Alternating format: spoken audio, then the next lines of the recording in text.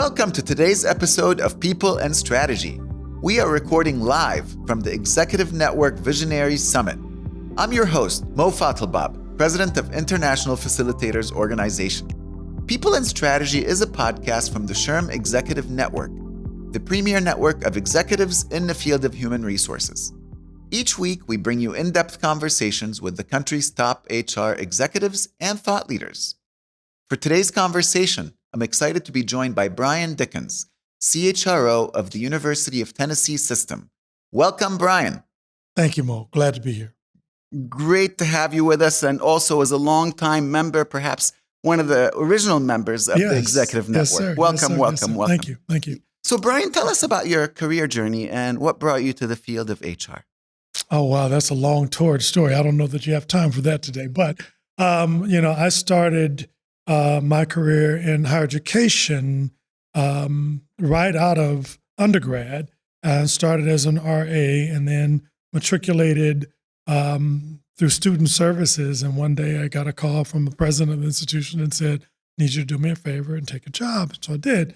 Leadership development has always been my thing, and dealing with people has always been something near and dear to me.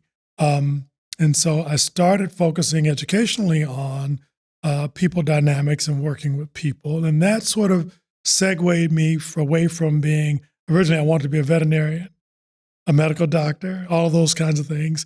I knew I wanted to be a Dr. Dickens at some point. But I didn't like all that it was requiring for the medical side. So I said, really not my thing. So I went the counseling route. And when I did counseling, I started looking at human resource development as an area of support for my PhD.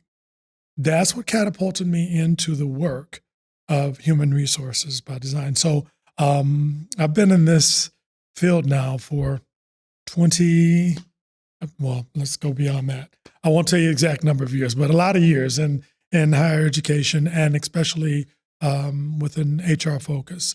And so it's my passion. If I'm honest with you, one of the reasons that I got into this work was to leave it better than I find it. So every journey that I take in terms of reviewing an employee relations issue or dealing with what's the next new best policy or opportunity for us to consider in HR, I think about my personal experience as I implement those kinds of things to leave it better than I find it. So that's really why I ended up in human resources, dealing with people and change. I'm a change agent at heart.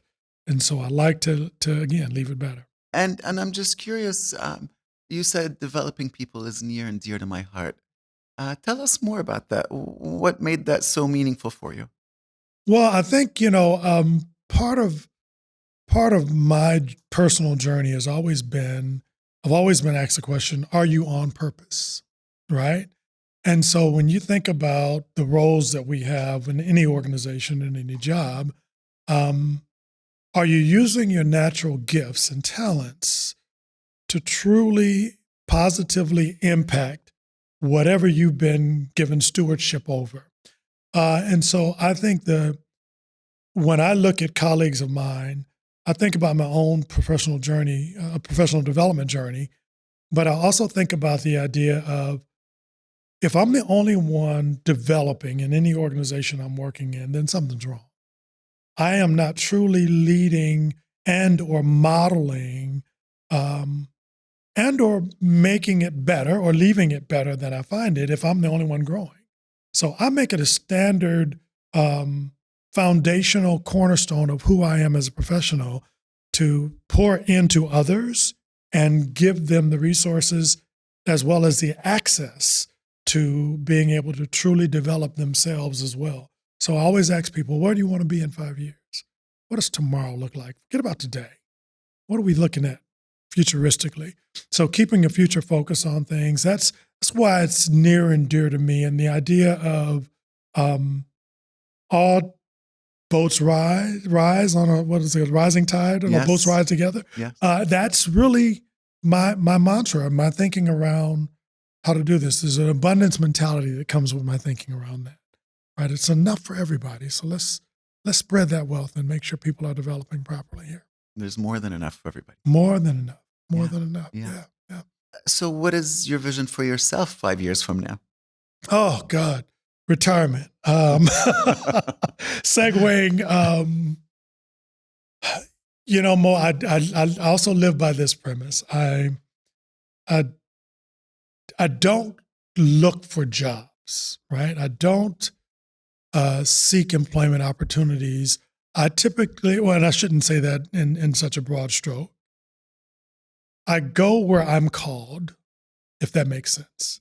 So again, if I'm on purpose and there's an industry that's a place where I see myself fitting in, well, then that's what my next calling is. If you asked me whether I'd be in HR when I started my career, I was a biology major with a minor in chemistry.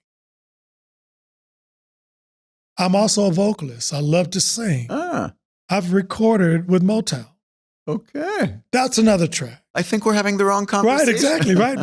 But the idea is, am I doing what I'm really being called to do?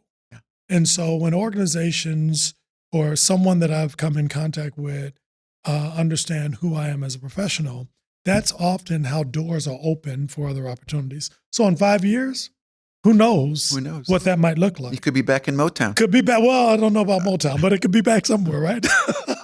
But those are my college days. Motown was a fun time. So today we're talking about the sandwich generation. And I understand that you are a part of the sandwich generation. What does that look like for you? Yeah, so I am. Mo, I've recently had an experience of watching the strongest pillar of my family. Truly, so 2 years ago, I lost my dad to dementia. And it was a very rapid decline, and I just wasn't expecting it. I also have 3 children, or 2 teens and one going to be 21 in January and a sophomore in college, but 2 high schoolers. And my mom, who just turned 77, began exhibiting early signs of decline.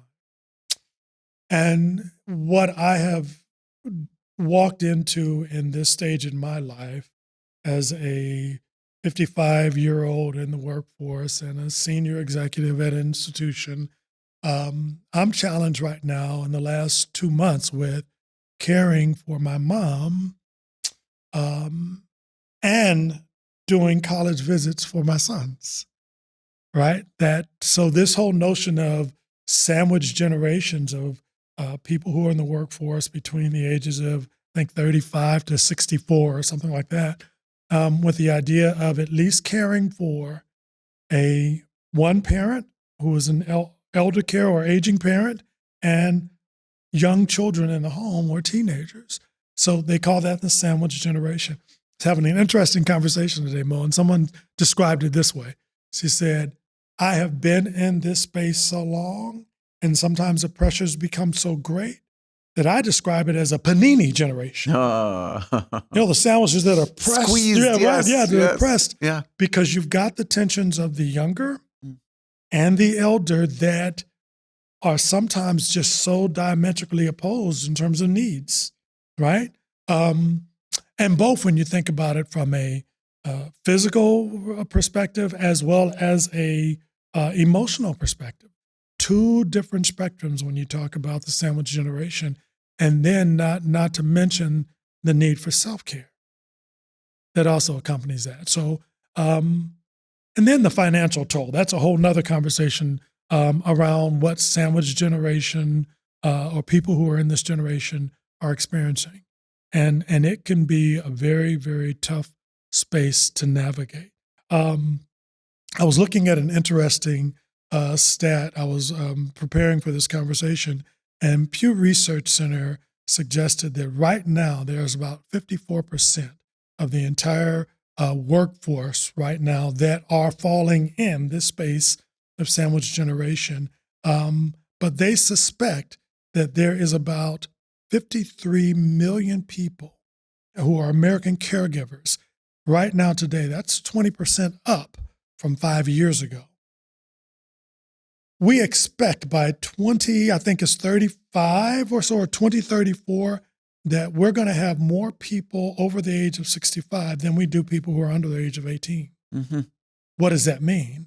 Caregiver generation, this caregiver population is really going to skyrocket. It's going to get bigger.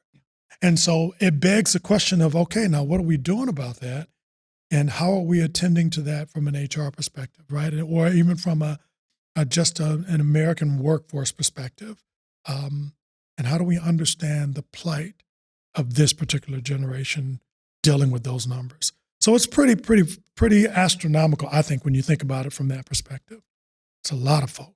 100%. That's a lot to think about. Brian, thank you for sharing all that. And I just want to stick with you for a minute because, you've got 3 kids at home. You've got, mom starting to decline. Yes. And I'm sorry for your loss with your father. And you come through it all with a big smile and a positive attitude.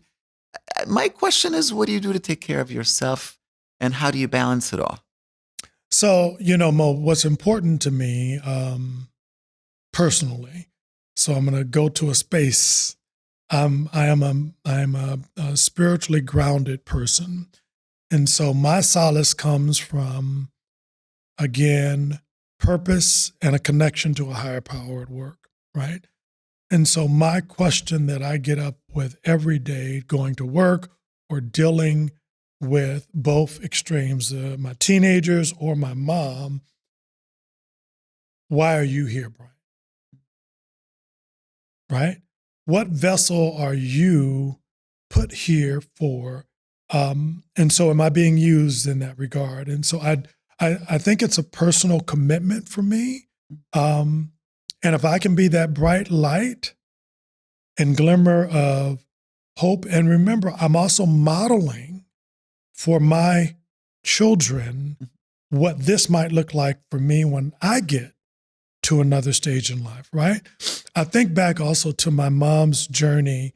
My grandmother, and I have to remind my mom of this because, when they get to this stage in life, it becomes a difficult conversation sometimes. And so having to navigate that, I often challenge her around my experience of watching her do this with her mom when she was in this sandwich generation at that time in her life, watching her navigate the dialogues, the routine for my grandmother was modeling for me in terms of, I didn't think I'd be in this stage, not like this, right? Yeah.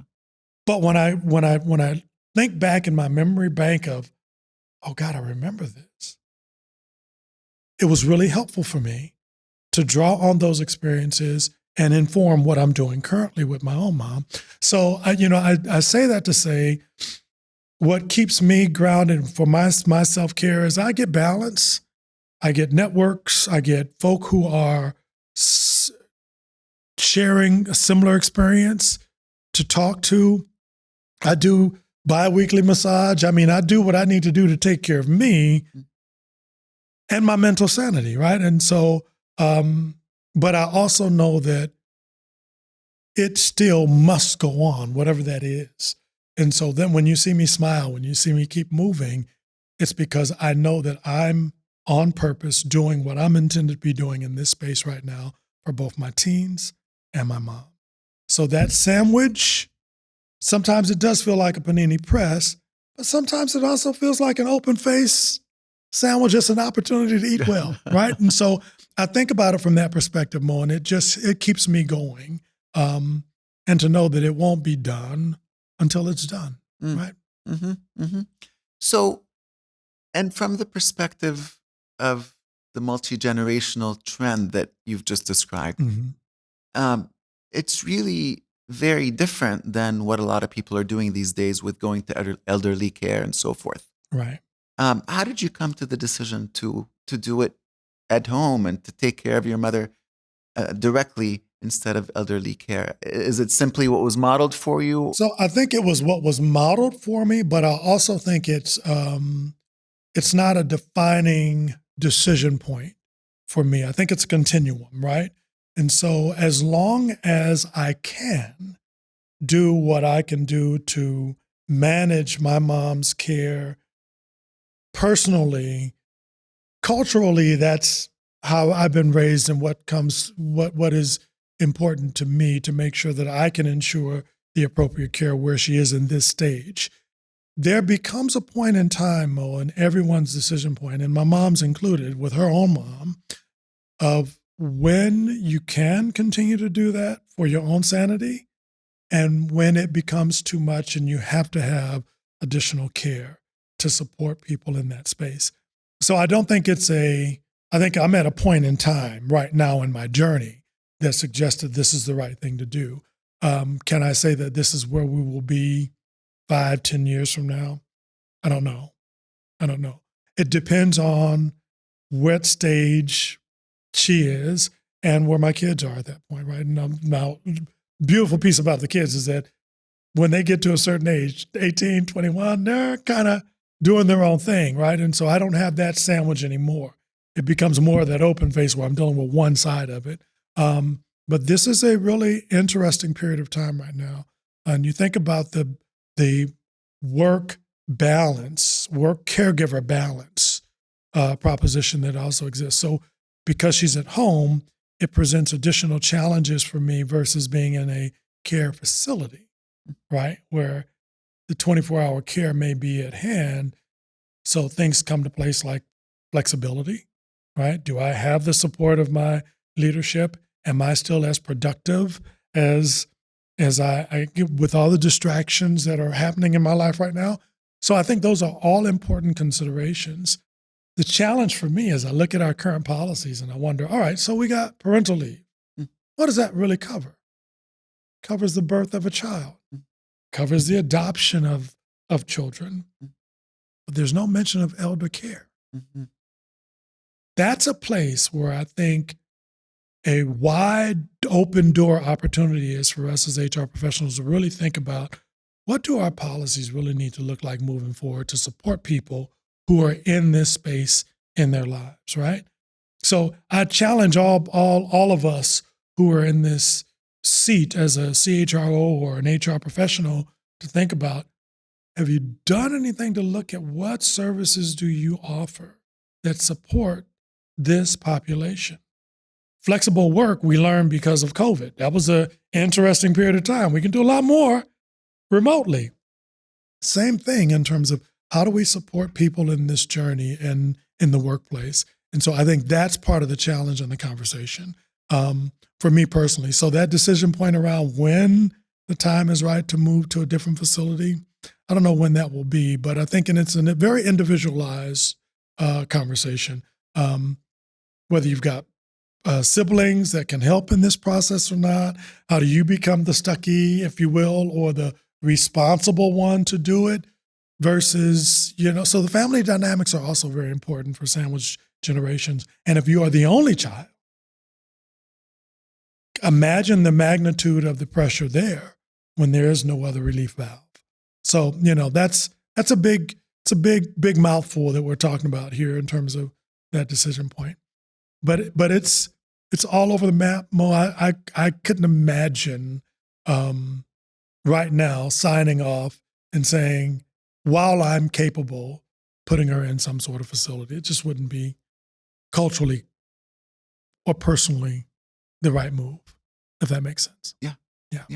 And your children get the benefit of having their grandmother around. Listen, my son said to me the other day, he said, I want grandma around here as long as she's willing to be.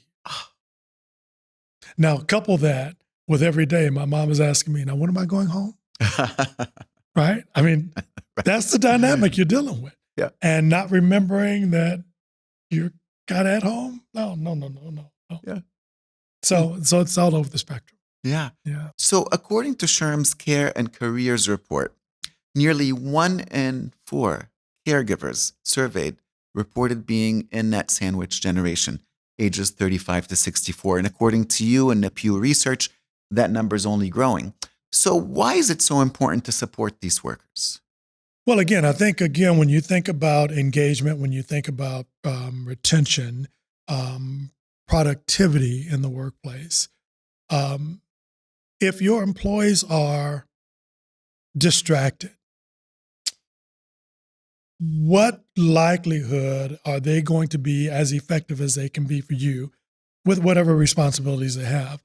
So I think it's incumbent upon us to think about how can we best support while still keeping the job responsibilities at the forefront while balancing and juggling. We support employees in a host of things. What makes us any different, right? And so I think this is an opportunity for us to just get sidelined on futuristically. The data speaks to where we're going to be.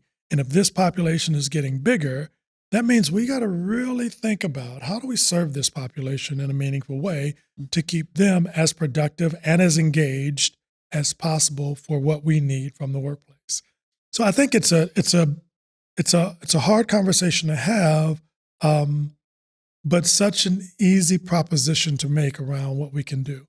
When you think about the birth of children and how we flex policies around that and say family medical leave is the way to go. Well, we couple that with parental leave as well, right? So there's some opportunities to think about, are there any other provisions we can provide that lighten the load, that keep our employees from being as distracted, right?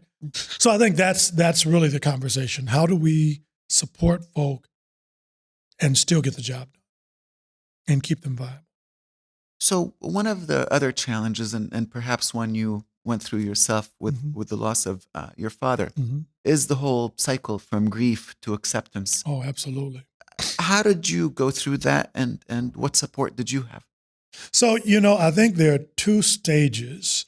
Let me say it a different way. Someone shared with me that you're really having to prepare your mind for two different losses. One, when you're dealing with my case in terms of a memory loss or dementia or decline in that regard, is when you lose them as the person you knew, right? Or what you knew them to be capable of. My mom was a firecracker and just a force to be reckoned with. And to watch her now not be able to move in the space that I've become accustomed to seeing her move, that's one grief. It's one moment of loss for me. Yeah. The second one will come ultimately, and we all have to go this way at some point, is when her physical life expires. So two different spaces of loss, right? And so, but the period of thinking around both grieving periods is, how do I take care of me in that process? And how do I reckon with the inevitable? Because those are hard conversations, and we sometimes avoid them. We don't want to really dig deep in that space. And I think that creates a quiet scream, if you will, for people who don't have the support, people who don't have affinity resource groups that can really support them in this process. So, the grief is huge. The other part is also the smile you mentioned earlier, the celebration of the life versus the dismal picture, right? And so what was the contribution to the world that they made that you can really reflect on and hold on to, right? Those nuggets that carry you to the next moment. So I think that's important. So that grief cycle, acceptance is the first part of recovery, right? So accepting that you're in this moment, getting through the denial, getting through the loss, getting through the idea of, oh my God, life has changed. What I used to be able to expect from this person, I can no longer expect. What they have not been accustomed to expecting from me, I now have to provide. So I think that journey is really a critical one. That's a journey of humanity, I think, right? So when you think about sandwich generations who are still navigating the beauty of seeing a life explode into something new, right? When your teenagers are leaving the house, there's always that loss around, well, my babies are gone now. Oh my goodness, what does that look like, right? Versus my parents have to come home now because it's my turn. That's a different kind of conversation, right? So I think that grief that we talk about, that's a continuum, and you never get over any stage of it. I'm still mourning the loss of who I remember my mom as. If that makes sense. Of course it does. Yeah. And there are glimmers that I see the old lady. I say, oh, there she is. Right? And there's that smile. And then, yeah, right, exactly. Yeah. And so you cherish those moments when they come. Yeah. What other challenges or lessons has this period of your career taught you? I think that family and what's important in life. I would say what's important to me is, the big check or the job or the project or the initiative that you're working on. It's exciting to get those things done and, have certain milestones. But at the end of the day, it's a focus on what is truly important. When it's all said and done, when the lights are off and when you are in your own personal space, what is important to you? And I think family always is at the forefront for me. And so whether I stay with a job or I leave a job, that's not as traumatic to me as a life experience through family, right? So it's taught me to put things in perspective of, is it really that bad? Right? Whatever that is I'm dealing with, is that initiative that you put forth that didn't get approved? Is that, in the grand scheme of things, is that really the worst thing that could happen? So part of what I'm really picking up from you, Brian, is your mental mindset. Your framework is you're looking at the positive, you're looking at the good side of this. You have to. I mean, if we focused on the other side of it, that which we know we've got to get through. So I'll go back to Johnny's piece when he did the national conference a couple of years ago or last year, when he talked about the only animal that runs into a storm is the buffalo. Remember that? I remember that. And so I think part of my experience of that and relating to that is to get through whatever the grief is, to get through whatever this period is, I got to push through to get on the other side of it. Don't run away. Right? You can't. So to focus on the negative does what for you? Makes you feel bad. The stress, right? The toll that takes on a person's mental and physical. So I choose to look at this cup as half full, right? And every now and then I can fill it up a little bit more with my own hope, my audacity of hope, right? So my optimistic anticipation of what's to come versus my negative outlook on where we're going. That is a lesson for all of us. That's a wonderful one. So how have you been able to adapt the way you work to better suit your schedule? Well, luckily, I do have a very supportive work environment and culture. So at the University of Tennessee, what I find very helpful is for employees to see me as a resource as opposed to just a boss or a leader in the organization who only sees the bottom line of the company, right? But who sees me as with the whole person paradigm in mind. And I luckily have managers who I can be very transparent with. And my hope is that we can encourage other leaders of organizations to really adopt that mindset, to make it comfortable for employees to be able to even disclose that they are part of this generation, not for fear of losing footing or the consideration for the next promotion or opportunity because, they've got all these things going on. It's almost like that early signal of discrimination when we were looking at women in the workplace who were paternal or having maternal who are giving birth, right? We might want to consider, wait a minute. wait a minute. So we really need to create a culture where we can encourage our employees to be more transparent and open about where they are so that we can figure out ways, again, to be more accommodating and or helpful to the conversation. So asking, how can I help you, right? What can I do to support you in the process? And that's what I have from my leadership. And I'm also held to a very high standard.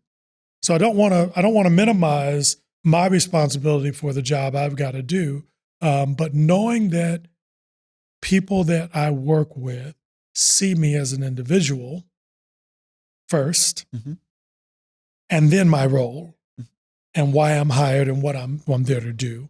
And so as long as there's a good coupling of and balance of that, I think I'm in a good place. When that becomes a different proposition or situation, it changes the dynamic for me, and then I have decisions to make as an employee, right, in terms of what's next for me in my life stage. So I think we just have to get to a place where people aren't fearful or ashamed of saying where they are in this continuum as a person in the sandwich generation. It's an interesting conversation. As I started talking about it more and more, I started saying, wow.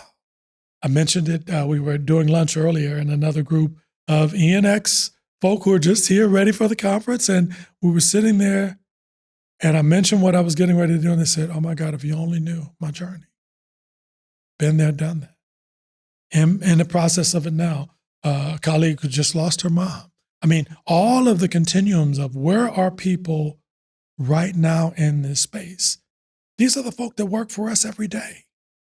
So I think people analytics are really a key to this conversation in terms of data. I think being able to think about how do we use stats in the workplace to help us think about the business case for why these kind of policy adaptations or changes need to happen, and ground that in what does our workforce currently look like, right? If the age group alone identifies who's most likely to be in this generation, that's an indicator, even without people having to do self-disclosure. So it gives you a sense of how best can I support my workforce in this process. And the Care and Careers report also mentioned that I believe over 60% are afraid to disclose that they're in this situation. For that very reason we just talked about, right? So the stigma that comes with, if I do that, am I at risk of not being able to enjoy exposure or opportunities that might be out there? So sometimes I just choose to live silently and quietly. And I'm dealing, and then we wonder why we have such a high absenteeism, right? Why we've got people who are less productive or less engaged. They seem distracted. Do we know why that is? And do we have enough touch points with our employees to really have conversations? I'm not saying become counselors. I'm not saying become social workers, but I'm saying become that in-tuned manager or leader to see people beyond just the role, to get an understanding of what shifted. Something's different. You know, my boss will look at me and say, "What's going on? Mm-hmm. What's happening?" Well, you know, today was an interesting morning. Yeah. Right? Yeah. Because you don't know. It's like a box of chocolates. You don't know what you're going to get until you get into it, right? And so I think EQ is really important to have in this. So that emotional intelligence is critically important in dealing with folk who are in this space. Thank you. So what are leaders and organizations missing today when it comes to understanding the sandwich generation and how that impacts this workforce? I think they're missing the futuristic landscape of what it's going to be, right? So if all of our executives understood that in the last 5 years, we've grown 20% in this population alone, and it's only going to get bigger, then it means we may have missed the mark in thinking about, are we prepared for what that means for that group of people who will be largely responsible for how well we are doing as an organization. So I think we're not sharing enough around the data, not sharing enough around the impact or the potential impact of it. So I think that's what we're missing. And as an HR leader yourself, what benefits have you all instituted to address this situation? So I think it is, again, a conversation around, and this is where I think policy is so important. At UT, we've enacted, again, the parental leave, and that deals with the one side of the house in terms of the younger generations. You've got the tuition assistance programs. You've got all of those kinds of things that are typically geared toward helping people deal with the other side of the sandwich. We have a lot of work to yet do, Mo, on the complementary side of that sandwich in terms of the elder care propositions. So what we are doing is looking at how do we leverage current FML? How do we leverage other additional leave provisions that support employees? And is there something else we can imagine in our arsenal that can really support people who are on this journey? We're thinking about how do we support that just-in-time strategy, whether it's your EAPs, whether it's your emotional well-being services, whatever it is that we sort of point people to for crisis management.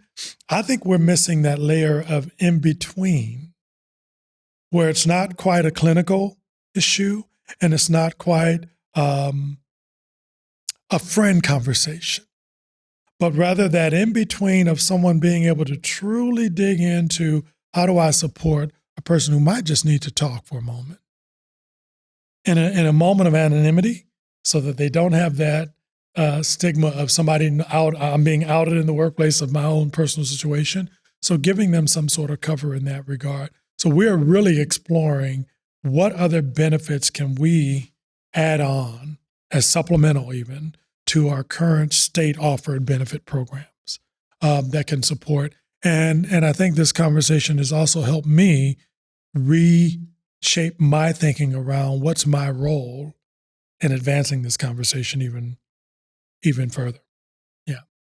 So given the rising age of the U.S. workforce, what HR policies do you envision in the future? How does HR have to evolve in order to really address this increased dual caregiving need? Yeah, I think more flexible work arrangements, more opportunities for employees to be able to do their work remotely where necessary, to support someone who does have in-home caregiving that they're having to do. So sometimes just being present and adapting policies to support that. You might have heard lately that there's this big return to work push with our population changing and growing in this space. That's going to force people to make decisions around, is this a company for me? So I think we have to really think about, are our policies adapting with the time? Are we being as innovative and creative around our thinking of how we can support people in this space and still, again, get the work done, right? And so policy adaptation in terms of flexible work.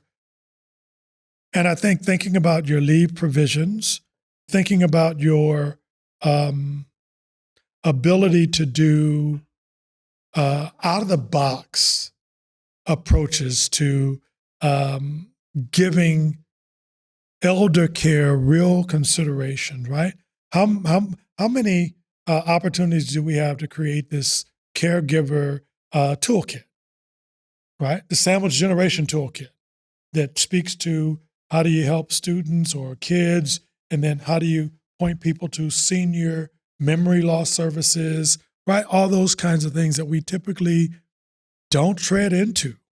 And so I think it's an opportunity for us to open up the tool shed, think about what's available to us to add. We we're too tunnel vision, I think, on the other side.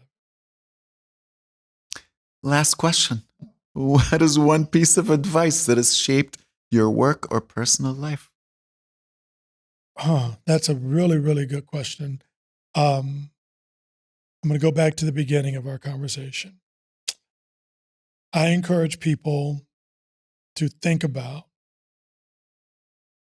how you look at a situation determines your next action, determines how you're going to approach dealing with whatever that situation is. So whether you view the cup as half empty or half full matters. And so I think of the abundance mentality. I think of, am I on purpose? And I think of, am I leaving it better than I found it? And that's where we'll end it for this episode of People and Strategy. A huge thanks to Brian for your valuable insights. Thank you. Thanks for tuning in. You could follow the People and Strategy podcast wherever you get your podcasts. Also, podcast reviews have a real impact on podcast visibility. So if you enjoyed today's episode, leave a review to help others find the show. Finally, you could find all our episodes on our website at shrm.org/podcasts. And while you're there, sign up for our weekly newsletter. Thanks for joining us and have a great day.